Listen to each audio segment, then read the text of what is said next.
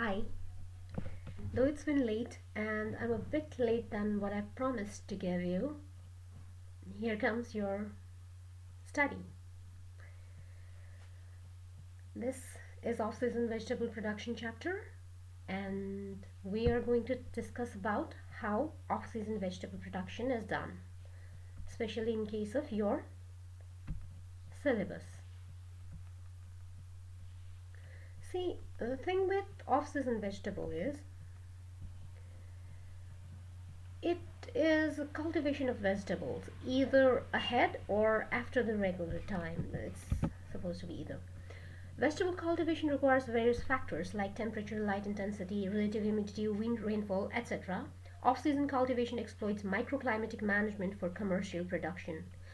Planting time of crops is managed and selection of improved varieties is done for the purpose. Use of plastic tunnels, polythene house, hotbeds, permanent greenhouse, etc. is done for the modification of temperature. Nepal has diverse geography, which is why seasonal cultivation in one region is off-season product in another region. For example, cool crops in Tarai are produced faster than in hills. So when exported from Tarai, cauliflower in Bhadra is off-season for Kathmandu. This is called comparative advantage. So of vegetable भनेको basically तिमीले जुन टाइममा vegetable cultivation गर्नुपर्ने हो त्यसको अगाडि और पछाडि कल्टिभेट गरिदिन्छौ भनेदेखि त्यसलाई हामी अफ सिजन भेजिटेबल भन्न सक्छौँ।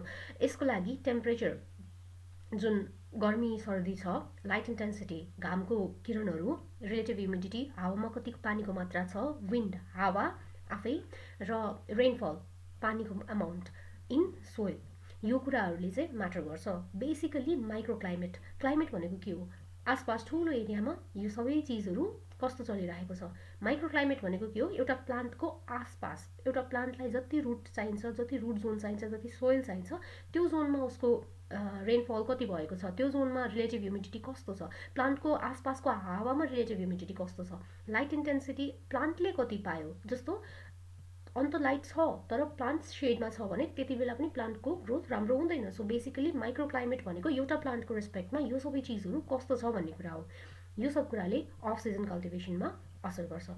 So off season cultivation exploits micro climatic management for commercial production. Commercially produce गर्नु भनेको बेच्ने हिसाबले प्रड्युस गर्नु हो। माइक्रो क्लाइमेटलाई म्यानेज गरिदिने बित्तिकै कुनै पनि क्रप राम्रोसँग थ्राइभ गर्न सक्छ, बाँच्न सक्छ। त्यसैले अफ सिजन कल्टिभेसनले बेसिकली के गर्छ त एउटा क्रपको माइक्रो क्लाइमेटिक इन्भाइरोमेन्टलाई म्यानेज गर्ने काम गर्छ। तिमीले कुनै एउटा क्रपलाई चिसो समयमा पनि तातो बनाइदेऊ, त्यो त्यहाँ फल्छ। तातोमा फल्ने चिज चिसो ठाउँमा पनि फल्छ। द्याट इज अफ सिजन कल्टिभेसनको कन्सेप्ट। Planting time of crops is manage and selection of improved varieties. So off season cultivation भनेको बेसिकली टाइमलाई नै चेन्ज गर्नु हो। जुन रेगुलर टाइम हो त्योभन्दा अगाडि वा पछाडि कल्टिभेट गर्नु हो। इम्प्रुभड भेराइटीको सेलेक्सन गरेपछि यो कुरा गर्न सकिन्छ। कुनै कुनै भेराइटिजहरू अर्ली हुन्छन्, कुनै लेट हुन्छन्, त्यस्तो कुराहरूलाई एक्सप्लोइट गर्ने हो। Plastic tunnel, polythene house, hot bed, permanent greenhouse यस्ता चिजहरूलाई प्रयोग गरेर टेम्परेचरलाई मोडिफाई गरेर इन्भाइरोमेन्टलाई मोडिफाई गरेर क्रप्सहरूलाई ग्रो गरिन्छ। नेपालमा चाहिँ कस्तो छ भने डाइभर्स जियोग्राफी छ। तराई छ, तल बिचमा हिल्स छ, माथि हिमाल छ। सबैमा आधा घन्टाको डिफ्रेन्समा मान्छे पसिना चिडचिड आउने ठाउँबाट एकदम शीतल ठाउँमा पुग्न सक्छ, जाडो हुने ज्याकेट लाउनु पर्ने ठाउँमा पुग्न सक्छ विदिन हाफ एन आवरको डिस्टेन्समा। त्यस्तो किसिमको जियोग्राफी भएको ठाउँमा चाहिँ सहज कुरा के हुन्छ भने एक ठाउँमा राम्रै सिजन आफ्नै सिजनमा फलाउनु पर्ने चिजलाई फलाएर अन्त जस्ट एउटा सानो डिस्टेन्स कभर गरिदिने बित्तिकै त्यो कुरा अफ सिजन हुन जान्छ।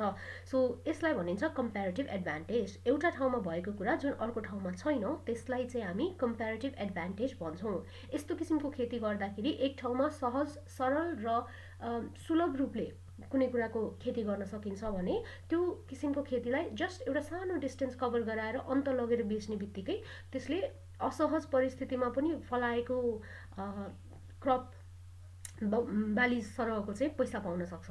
त्यसलाई कम्प्यारेटिभ एडभान्टेज भनिन्छ इकोनोमिक्स को पोइन्ट अफ भ्यूबाट हेर्दाखेरि। सो कुनै पनि क्रपको प्रोडक्सनमा कम्प्यारेटिभ एडभान्टेज हुने भनेको चाहिँ यो किसिमले हो।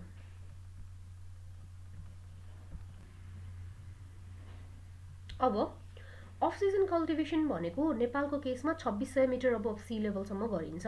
Best suited for the places with transportation and road networks when cultivation is commercial. because it is supposed to be sold, and if you do not have transportation and road networks, you cannot reach the nearest market. Tomato, onion, cucumber, cauliflower, cabbage, mostly नेपालमा off season cultivation हुन्छ।